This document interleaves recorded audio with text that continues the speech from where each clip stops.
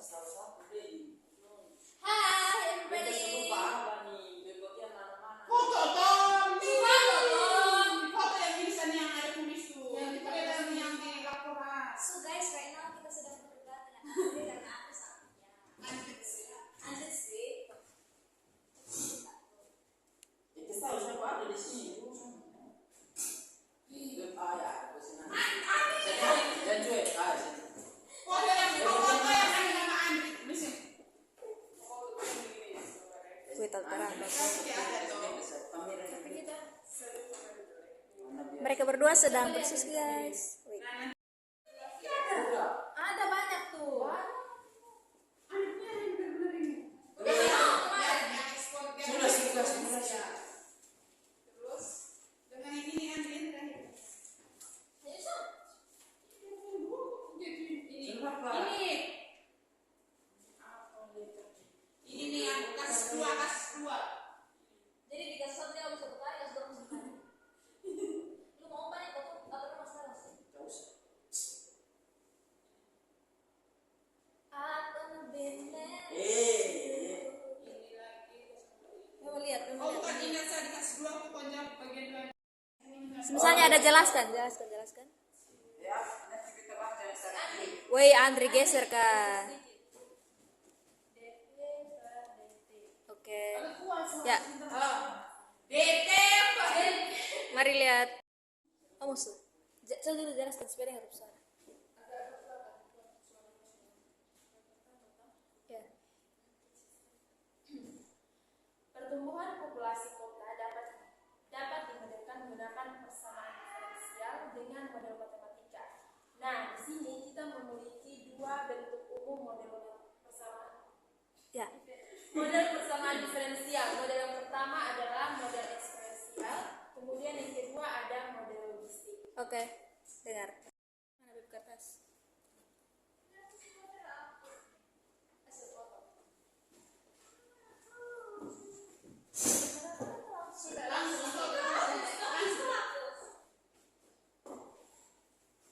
Kau mirip ya?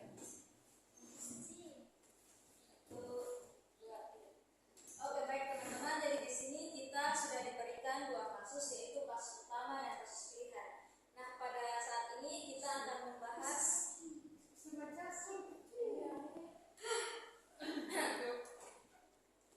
Oke baik pada saat ini.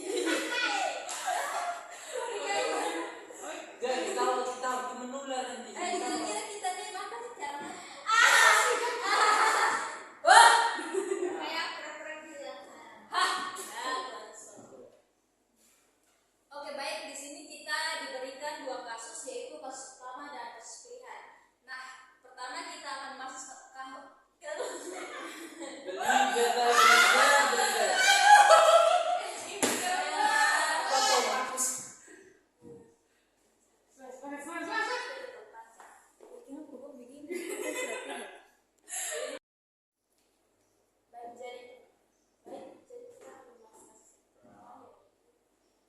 Baik, jadi kita akan membahas kasus yang pertama yaitu model pertumbuhan populasi dengan persamaan diferensial. Nah, teman-teman bisa membaca deskripsi kasus pada handphone teman masing-masing. Yang pertama kita akan membahas tentang pendekatan PBL. Nah, berdasarkan kasus yang sudah teman-teman baca, menurut teman-teman bagaimana kita dapat memodelkan pertumbuhan populasi kota menggunakan persamaan diferensial? Mungkin ada usul dari teman-teman. Baik, jadi menurut saya pertumbuhan populasi kota dapat dimodelkan menggunakan persamaan diferensial dengan model matematika. Nah, di sini untuk menggunakan persamaan diferensial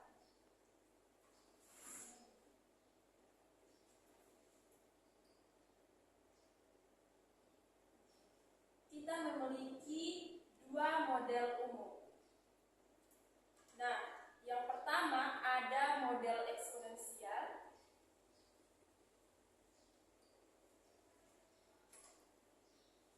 Kemudian yang kedua ada model logistik.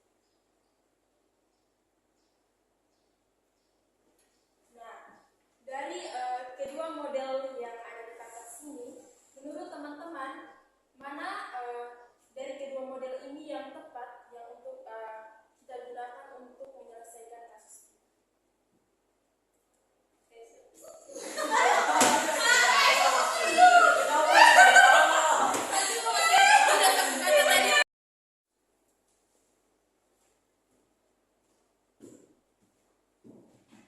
Oke, baik. Jadi kali ini kita akan membahas kasus utama, yaitu model pertumbuhan populasi dengan persamaan diferensial.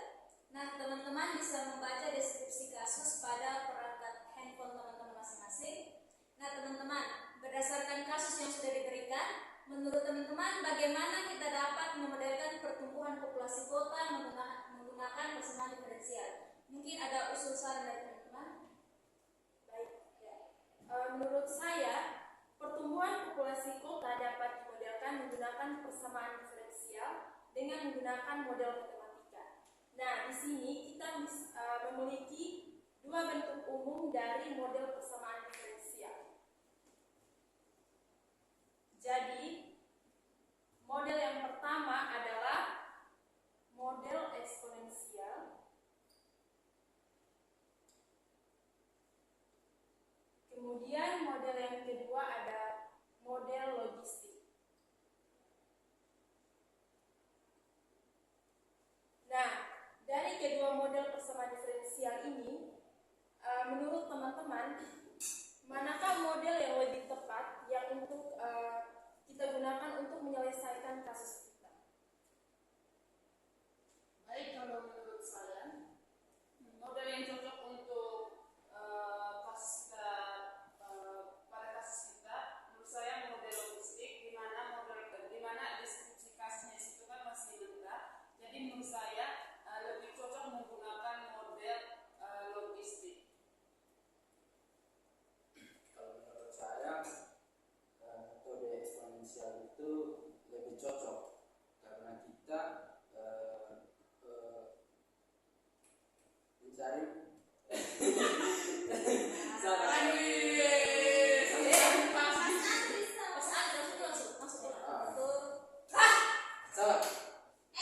sama tidak Kalau belum selesai,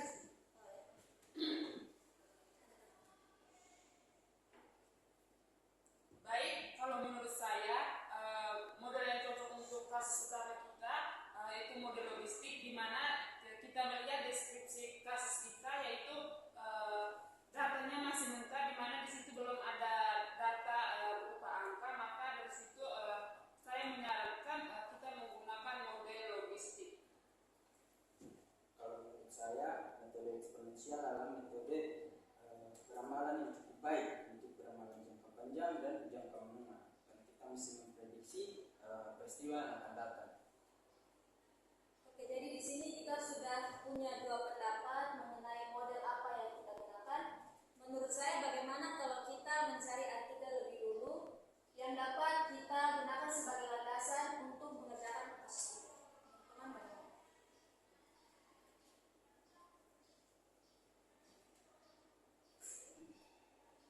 Setoran jawab tuh teman-teman, pertanyaan jawab. Bukan kita buktian. Dulu langsung yang kita cari artikel, terus cari terus antara saja. Saya sudah dapat. Terus apa? Nanti saya share ke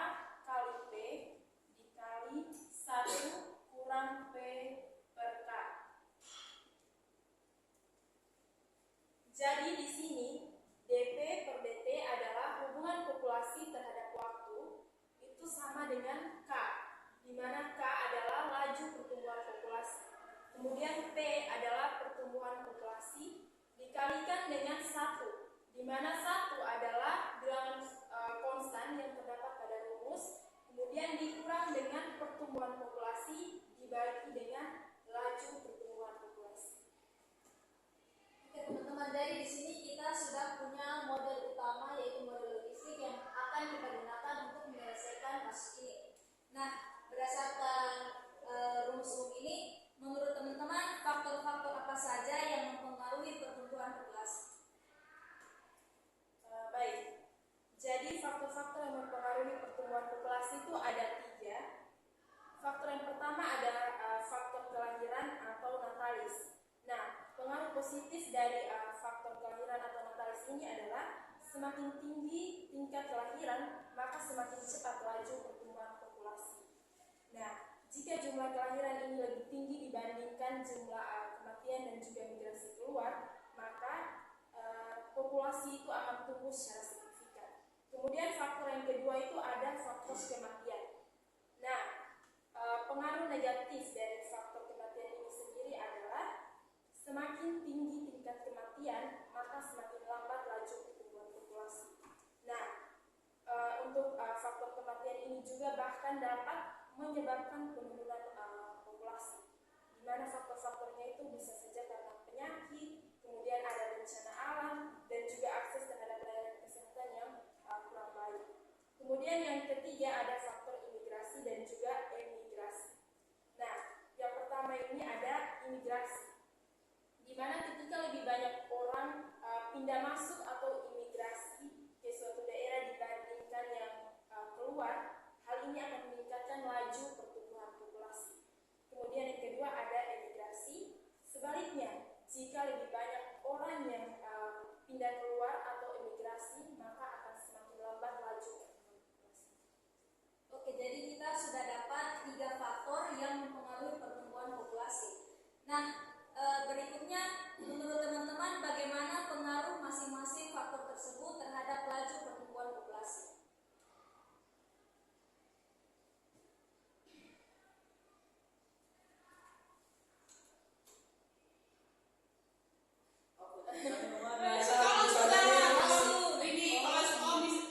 Menurut saya tuh misalnya model mau tulus itu kan. Saya mau dimana tuh saya? Jadi menurut saya faktor terhadap pertumbuhan pertama bisa lihat dari 2 model utama yaitu Bukan Biar saya mau sendiri, jangan kasih bapak. Menurut saya model Malthus. oh iya. Jadi jangan lupa tulis ada model Malthus dan Model logistik. Habis dia ini loh. soalnya kita tanya, lu langsung ngomong Dia tulis. lu ngomong dia sih tulis model Malthus. Sudah bisa saya Model Malthus baru pakai yang sama. Malthus.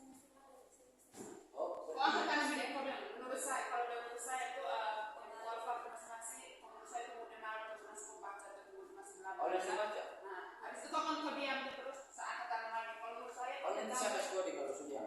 Ayo kayak kan kok bisa lihat. iya bisa lihat sih. Kasih kode. 1, 2, 3.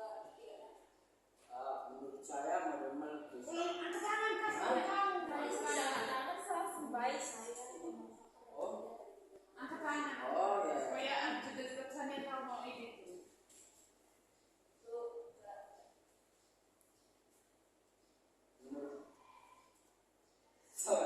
Sabar. Sabar. Ini angkat tangan biar baik. Kau jangan dulu. Apa? Model Malthus. Iya, pengaruh faktor. Menurut Saya saya pengaruh faktor. dapat dilihat dari model Malthus yaitu 1, 2, 3. Menurut saya pengaruh faktor dapat dilihat dengan model Malthus. Jadi model Malthus itu dikembangkan oleh Thomas Malthus, berfokus pada pertumbuhan eksponensial populasi. Dalam model ini, laju pertumbuhan populasi bergantung pada 2 faktor utama, yakni kelahiran. Jika tingkat kelahiran tinggi dan tidak ada batasan, populasi akan tumbuh secara eksponensial. Terus yang kedua itu kematian. Jika tingkat kematian rendah, populasi akan terus berkembang. Pengaruhnya yaitu dalam kondisi ideal tanpa faktor pengendalian, populasi akan tumbuh tanpa batas. Itu menciptakan potensi untuk overpopulasi. Terus yang berikut itu Namun karena sumber daya terbatas seperti makanan dan ruang, jadi laju pertumbuhan akan terhambat karena peningkatan kematian atau penurunan kelahiran. Baik, kalau menurut saya kita juga harus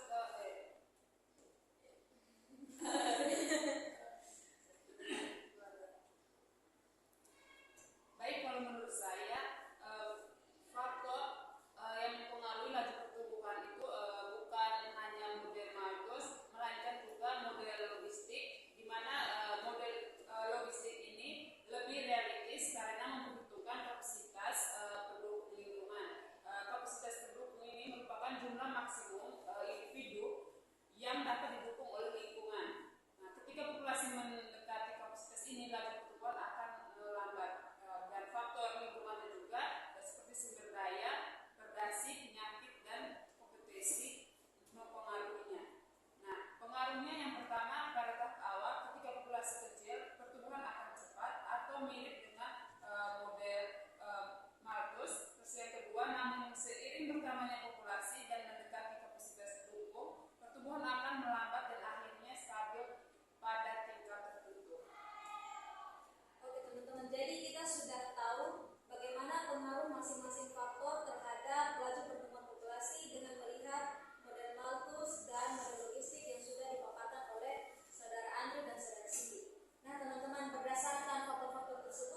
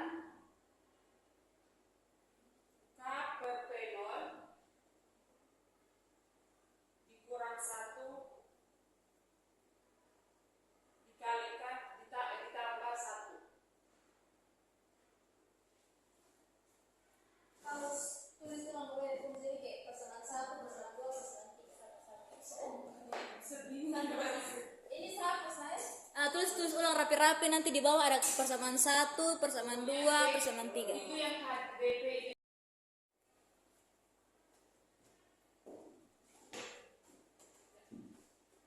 Oke teman-teman, jadi di sini kita sudah memperoleh nilai PT di mana persamaan PT di mana PT itu adalah populasi penduduk pada saat tahun T. Nah teman-teman, berdasarkan kasus yang kita peroleh, kasus itu meminta kita untuk memperkirakan populasi di masa mendatang dan mengidentifikasi kebijakan yang tepat.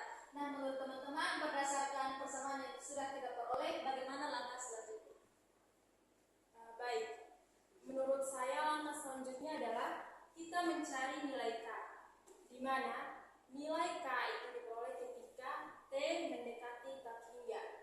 Hal ini berarti K adalah populasi terbanyak ketika T mendekati tak hingga. K ini adalah kapasitas jumlah populasi. Nah, dengan demikian kita dapat menuliskan sebagai berikut. Nmax itu sama dengan limit T mendekati tak hingga untuk N itu sama dengan K sama dengan A per B. Nah, dari persamaan ini kita dapat melakukan substitusi K sama dengan A per B ke persamaan 3 yang sudah kita peroleh tadi. Sehingga untuk nilai K akan diperoleh sebagai berikut. K sama dengan P1 dikali P1 kali P0 kurang 2 P0 kali dengan P2 ditambah P1 kali P2 dibagi dengan P1 kuadrat dikurang P0 kali P2.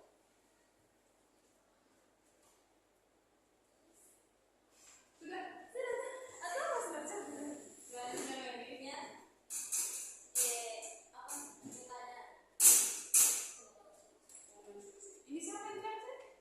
Sahih, terus Andri minta data. Oh, yang kan Cari usul tabel 2 itu. Tabel 2 itu. Alat kuat. Oh, siap. Siap. Habis itu saya Kak. habis itu sini. Sesampai di Sampai isi sampai cari nilai K, setelah itu beta masuk T. Nanti duduk sendiri. Sini duduk sendiri su. Tapi kita panjang.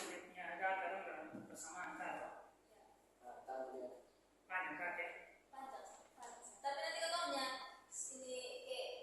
ini satu sudah bilang dengan langkah selanjutnya. Jadi sampai lama.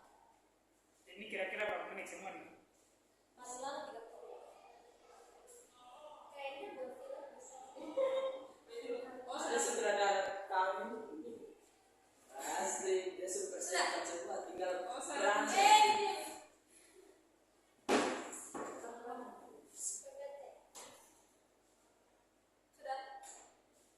Sudah guys, sudah ada. Nah, berdasarkan apa yang sudah saudari Sari jelaskan, yaitu di sini diperoleh nilai K, yaitu kapasitas penduduk di suatu daerah. Nah, teman-teman, kita kan diminta untuk menentukan populasi penduduk di suatu daerah. Menurut teman-teman, bagaimana langkah selanjutnya? Baik, menurut saya langkah selanjutnya adalah kita bisa mencari data yang ada pada Badan Pusat Statistik, di mana data tersebut akan mewakili populasi yang akan kita gunakan untuk menghitung dan juga memperkirakan populasi di masa yang akan datang.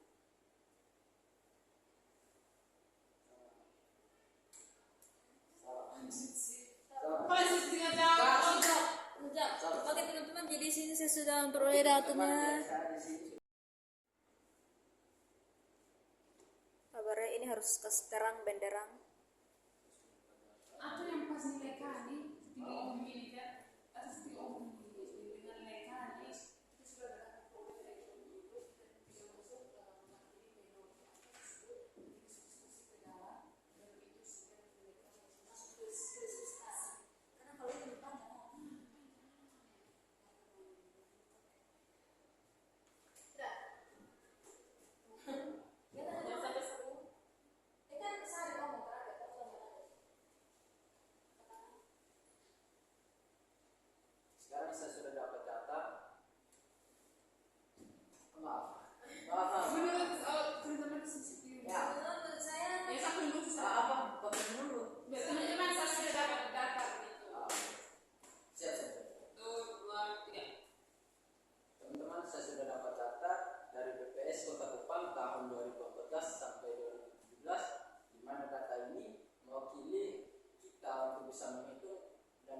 memprediksi populasi untuk 10 tahun yang akan datang. Data tersebut tahun 2014 itu jumlah penduduknya itu adalah 384.112 jiwa. Terus pada tahun 2015 jumlah penduduknya itu adalah 390.877 jiwa. Terus yang berikut di tahun 2016 jumlah penduduknya itu adalah 402.286 jiwa. Dan di tahun 2017 yaitu jumlah penduduknya mencapai 412.708 jiwa. Oke teman-teman, di sini kan kita sudah memperoleh data dari BPS statistik sesuai dengan apa yang sudah saudara Andri peroleh. Nah teman-teman, menurut teman-teman langkah selanjutnya untuk menentukan kapasitas penduduk di suatu daerah itu bagaimana?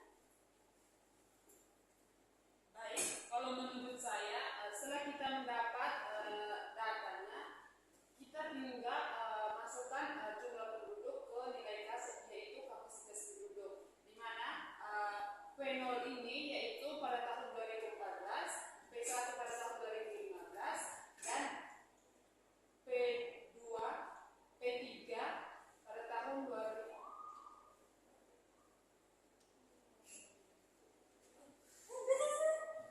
Iya betul kan dia gitu kayak jadi langsung pasti dijawab. Langsung dapat masuk sebut nilai K. Iya, nanti kita langsung kontribusi langsung K sama dengan K untuk T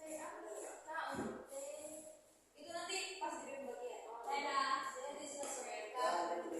Nanti keras kan? Tuh ini nomor 2 guys. Nanti belum menimbulkan bunyi bising.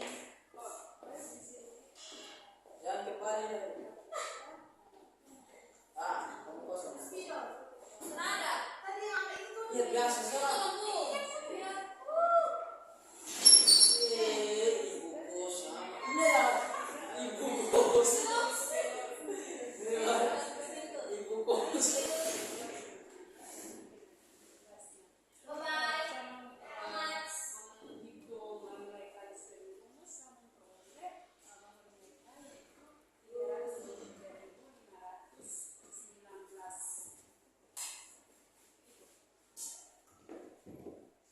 Langsung pasti dijawab berdasarkan data. Anda mikrofon USA. Yang versi 1 itu dapat Yang mewakili. ya itu paper aja kalau masuk.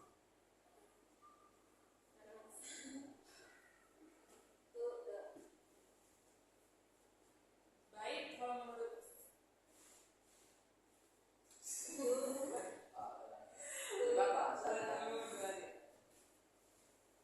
baik, kalau menurut saya setelah kita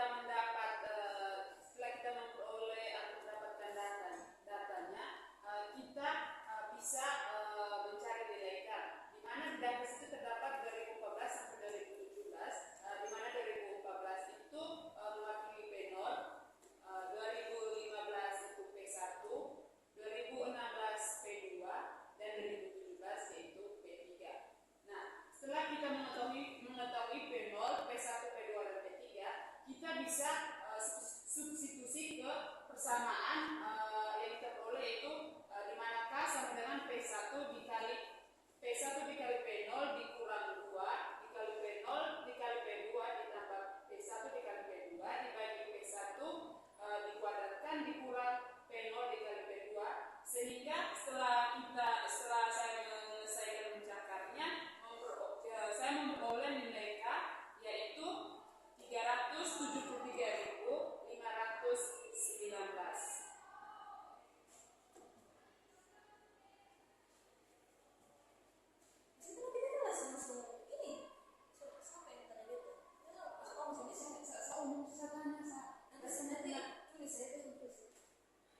Di sini nanti banyak bilang, oke teman-teman, jadi kita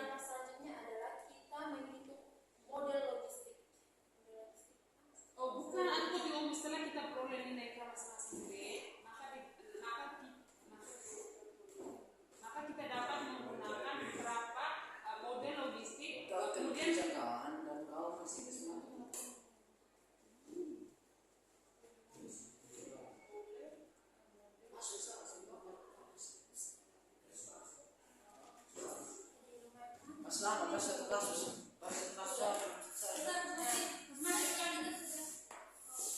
Pause. Ya. Berdasarkan tabel yang saya baca, Yang saya peroleh. berdasarkan tabel yang saya peroleh, Mereka sampai saat ini. saya Kira-kira menurut teman-teman bagaimana cara kita memilih model terbaik?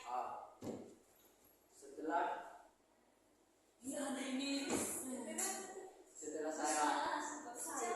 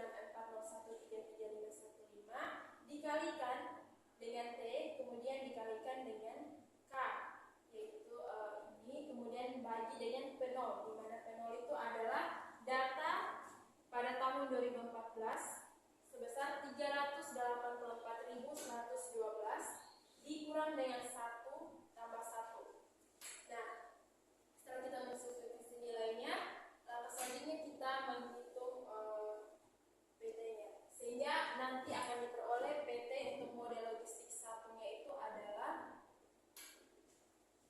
373.519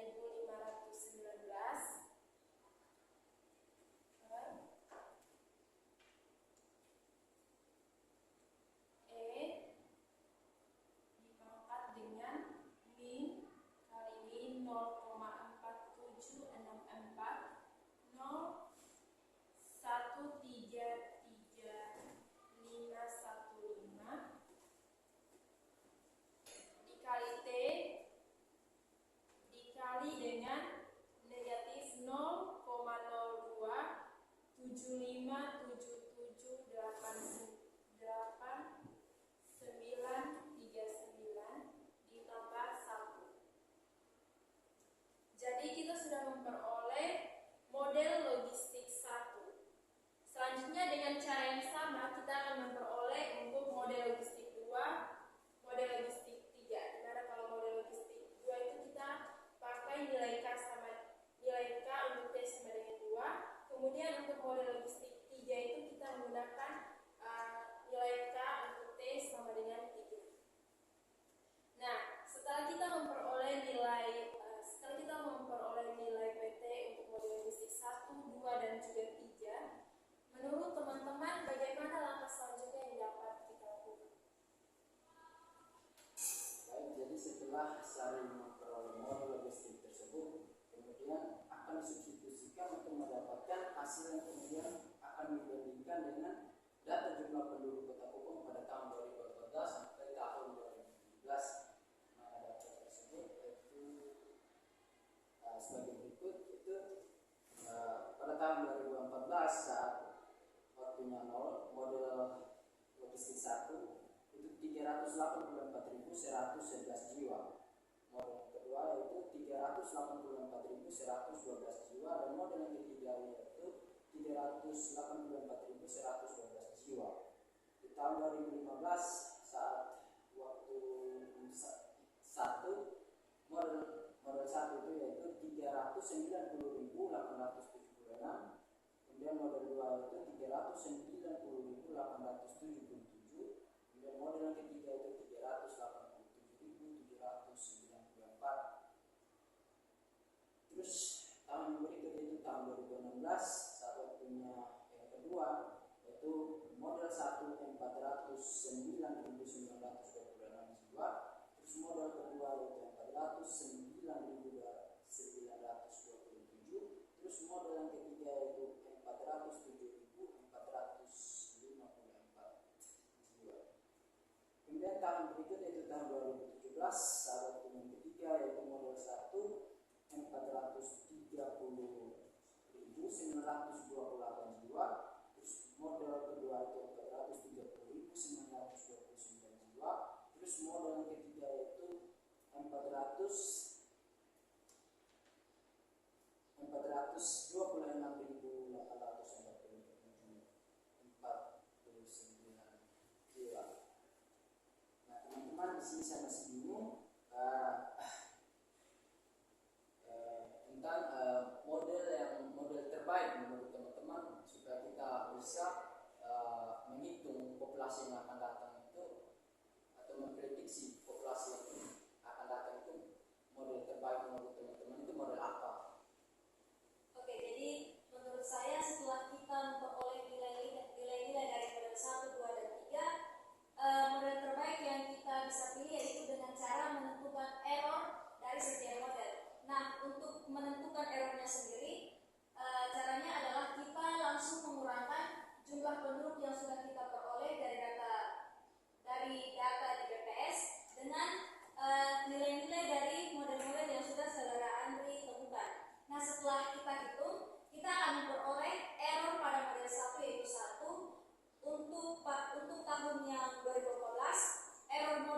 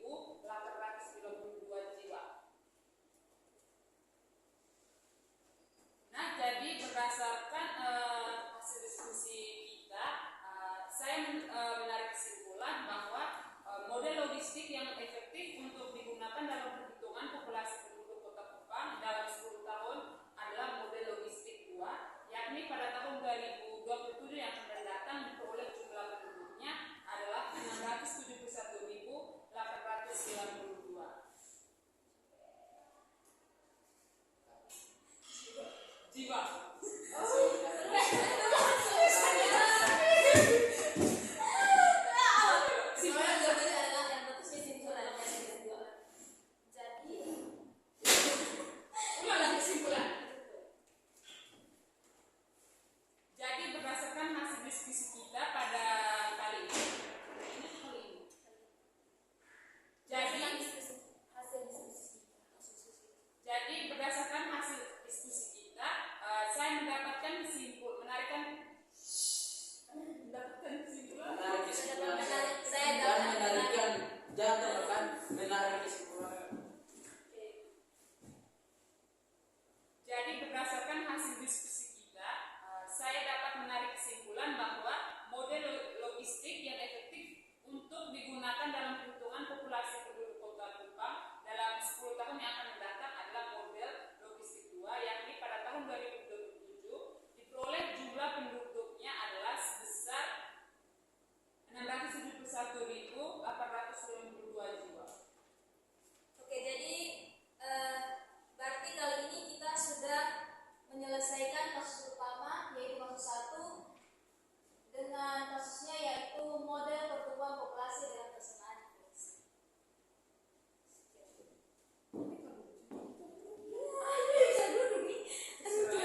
Sudah ya? Mau perkenalan untuk kasus Belum tahu saja dengan api. Asik. Oke. Aduh, gacor sih. Si Kumanes. Gacor ya. 1, 2, 3.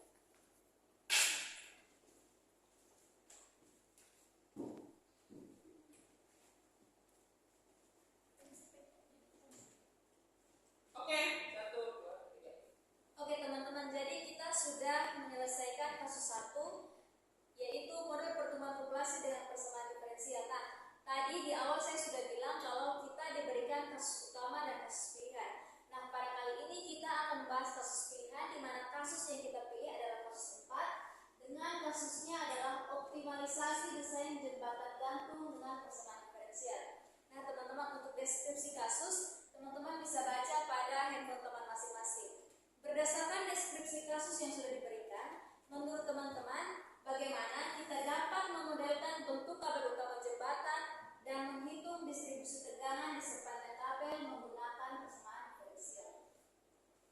Baik. Menurut saya bentuk kabel utama dapat dimodelkan menggunakan persamaan diferensial yang menggambarkan keseimbangan antara tegangan horizontal dan juga beban yang terdistribusi sepanjang kabel.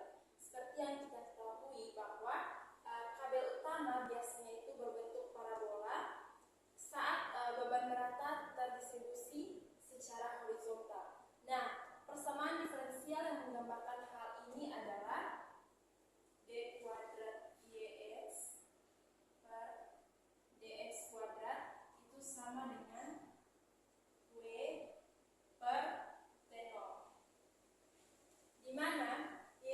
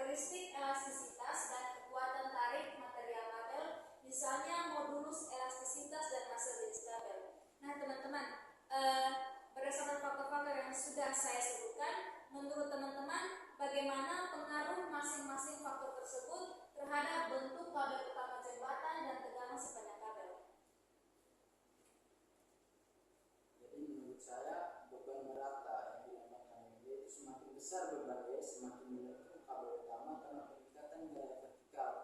Beban juga mempengaruhi tegangan vertikal atau V kali X yang berbanding lurus dengan posisi X sepanjang kabel. Terus yang berikutnya itu tegangan horizontal atau tenor. Tegangan horizontal menentukan seberapa rata atau bentuk kabel. Semakin besar tenor, semakin kecil kelenturan kabel, menghasilkan bentuk yang lebih mendekati garis lurus. Yang berikut yaitu panjang jembatan L. Panjang yang lebih besar meningkatkan kelenturan kabel dan juga meningkatkan tegangan sepanjang kabel, terutama dekat pylon. Yang berikut yaitu tinggi pylon, dinamakan dengan H. Semakin tinggi pylon, semakin kecil kelenturan kabel. Kabel ditarik lebih tinggi di kedua ujungnya. Yang berikut yaitu material kabel. Modulus elastisitas dan masa jenis material menentukan seberapa besar kabel akan menahan beban dan mempengaruhi distribusi tegangan di sepanjang kabel.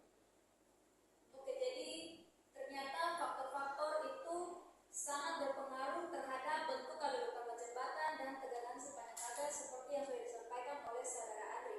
Nah, setelah kita mengetahui faktor dan pengaruhnya, menurut teman-teman bagaimana cara membangun model matematika yang menggambarkan hal ini?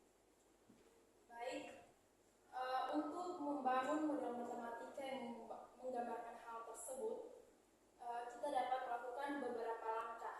Langkah yang pertama adalah kita menyusun persamaan diferensial yang menggambarkan keseimbangan gaya di kabel, yaitu kita menggunakan persamaan D kuadrat YX per DX kuadrat itu sama dengan W per T0.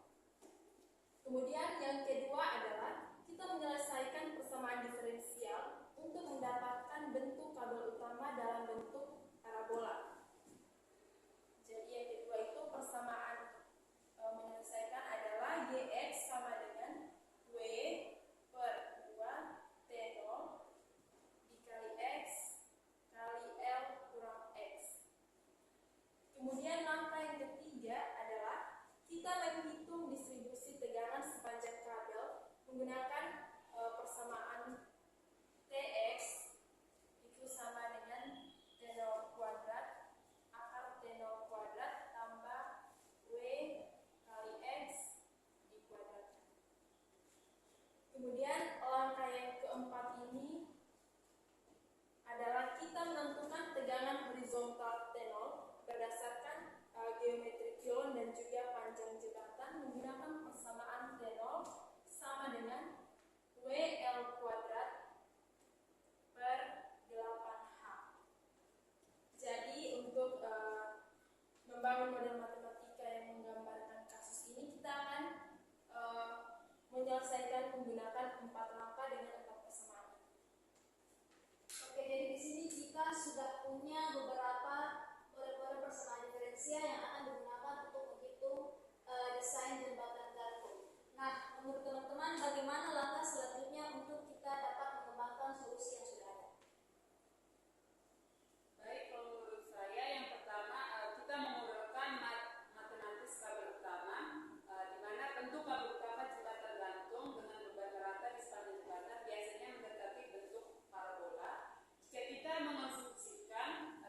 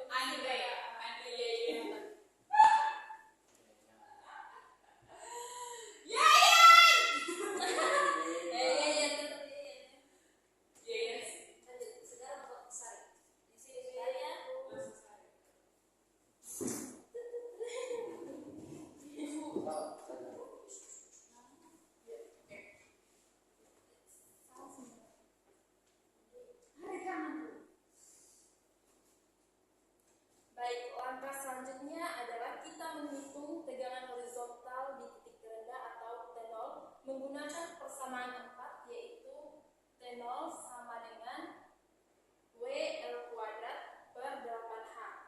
Di mana pada kasus pilihan kita yaitu kasus 4, diketahui data hipotetiknya adalah W atau beban beratnya itu 1,5 kN per M, kemudian L itu 500 meter, kemudian H atau kondisi pada pion atau tinggi penyangga itu 50 meter. Kemudian kita substitusi nilai-nilai yang diketahui ke persamaan 4 untuk mencari tegangan horizontal, yaitu T0 sama dengan WL kuadrat per 8H, di mana nilai W adalah 1,5 dikali dengan L adalah 500 di kuadrat per 8 dikali dengan H, itu 8 kali 50, sehingga nanti kita akan peroleh T0 nya adalah 937,5 kN. Jadi di sini kita telah menghitung tegangan horizontal di titik terendah atau T0 nya itu sebesar 937,5 kN. Oke, jadi Tidak, yang tanya tadi itu. bukan tidak kan, maksudnya Andri yang tanya. Oh, yang tanya. Oh, itu nanti kira selanjutnya itu. Oh, itu kira Andri yang tanya. Bagaimana? Kira-kira di sini sampai sini kita bertemu lantas selanjutnya. Baik, sampai pada tahap ini langkah selanjutnya apa yang bisa kita lakukan? Ulang. Bukan yang ulang. Teman-teman, setelah kita dapat nilai ini, kira-kira menurut teman-teman langkah selanjutnya itu bagaimana? Nah, tunggu. Teman-teman, setelah kita memperoleh nilai T0, kira-kira menurut teman-teman langkah selanjutnya bagaimana? Yang ini terus ada anu. Nah, setelah kita memperoleh nilai T0, kira-kira menurut teman-teman langkah selanjutnya Nanti adis kan om lagi yang Sari-sari jawab. Terus saya plus 9. Oke, jadi maksudnya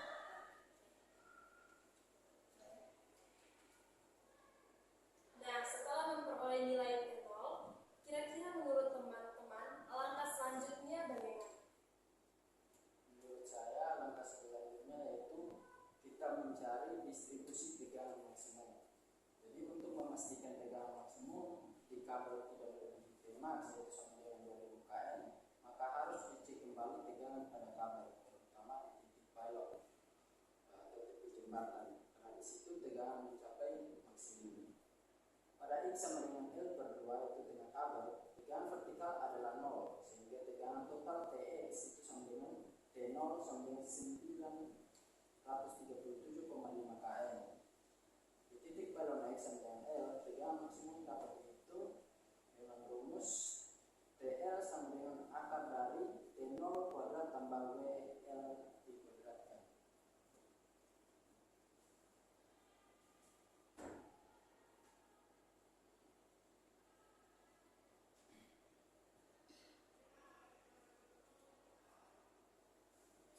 Terus kita substitusikan nilainya.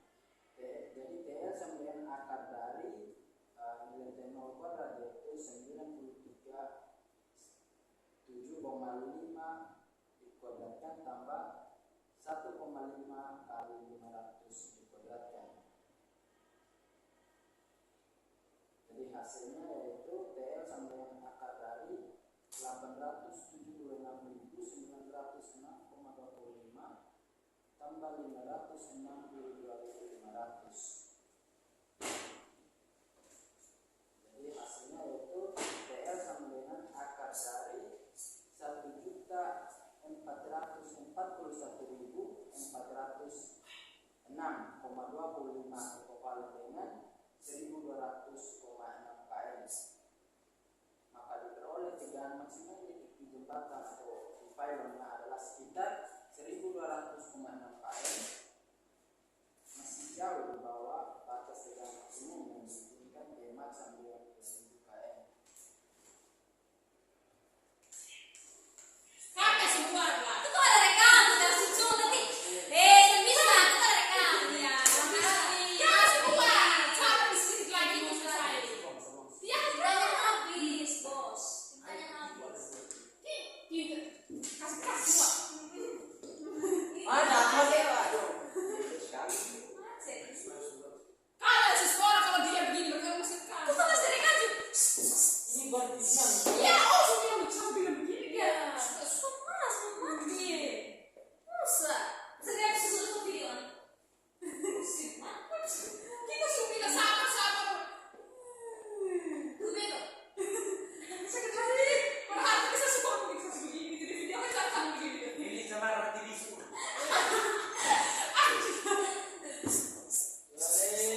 Tak dengar, semua tak dengar. Ya, ya. Nanti mau tanya kira-kira menurut teman-teman gitu. Langsung saya jawab. Langkah apa yang harus kita buat? Ulang dari pertanyaan pertama. Langsung kira-kira baik teman-teman di sini menurut teman-teman setelah kita dapat apa nih oleh tegangan maksimum di tepi celah mendapatkan tegangan maksimum berarti kita menurut teman-teman langsung ada di Setelah kita mengambil PN, langsung saya jawab. maka selanjutnya Satu, dua, tiga. Baik teman-teman, jadi setelah kita memperoleh nilai tegangan maksimum, langkah selanjutnya yang harus kita buat itu bagaimana? Oke, jadi menurut saya setelah kita memperoleh nilai dari tegangan horizontal dan distribusi tegangan maksimum, langkah selanjutnya adalah kita akan melakukan perhitungan terhadap distribusi tegangan dan optimasi material. Nah, dengan tegangan yang sudah kita peroleh masih di bawah Tmax, yaitu sekitar 1200,6 km. Di sini cara kita menghitung distribusi tegangan adalah dengan rumus varians sama dengan Tx per A, di mana nilai A itu adalah luas penampang kabel yang dapat dioptimalkan untuk meminimalkan penggunaan material dengan memperhatikan batas tegangan material baja. Oke, baik teman-teman. Dari hasil diskusi kita, saya menarik kesimpulan. Mantap. Habis. Ini satu Sudah, ayo kita mulai. Oke, baik teman-teman. Dari hasil diskusi kita, saya menarik kesimpulan bahwa bentuk kabel mengikuti parabola dengan tegangan horizontal sama dengan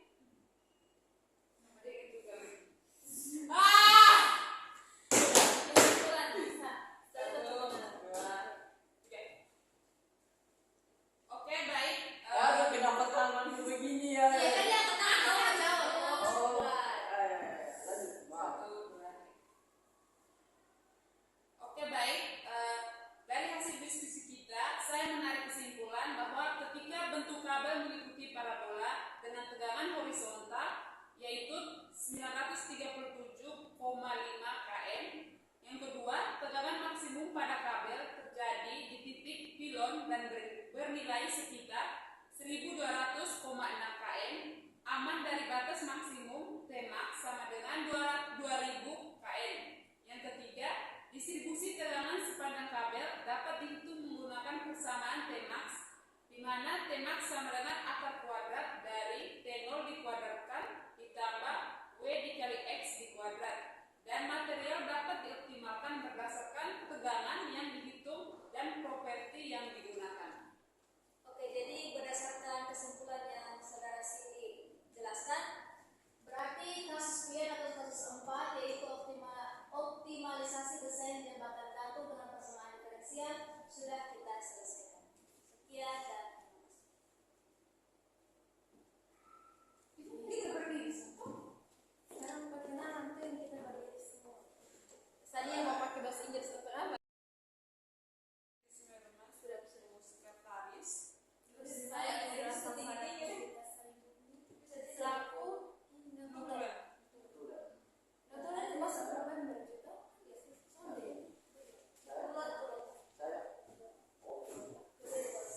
Yang Pikirkan dulu.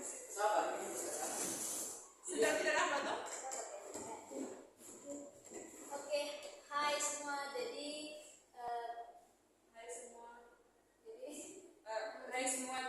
Hai semua. Jadi kami dari kelompok 1. pada kesempatan ini kami akan berdiskusi mengenai Sulihat.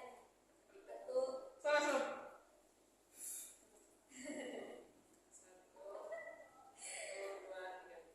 Oke, hai semua. Jadi di sini kami dari kelompok 1. Pada kesempatan kali ini kami akan berdiskusi membahas mengenai aplikasi persembahan diferensial. Nah, di sini kami diberikan 2 kasus, yaitu kasus utama dan kasus pilihan. Namun sebelum kita lanjut ke pembahasan, kami akan memperkenalkan diri kami masing-masing. Saya Sania Nuban selaku ketua. Saya Renilis Wirmas selaku sekretaris. Saya Elvira Salsada Puspita Saripumi selaku Nebulen. Saya Andro Petraja selaku anggota. Baik, jadi kita akan masuk ke pembahasan. Terima kasih. Sekarang yang penutup. Tutup. Tutup ya apa? Baik, sekian hasil diskusi kami. Mohon maaf. Baik, jadi sekian hasil diskusi kami mengenai aplikasi persembahan diferensial. Mohon maaf apabila ada salah kata. Sekian dan semoga Satu orang siapa? Semoga Paus, ini paus, paus. diskusi ini bisa Bermanfaat. untuk juga ya gitu. Semoga hasil ini bisa bermanfaat bagi saya dan teman-teman untuk makhluk selanjutnya. Oke, baik. Jadi sekian hasil dari diskusi kami. Mohon maaf apabila ada salah kata dan semoga hasil diskusi yang sudah kami paparkan dapat bermanfaat bagi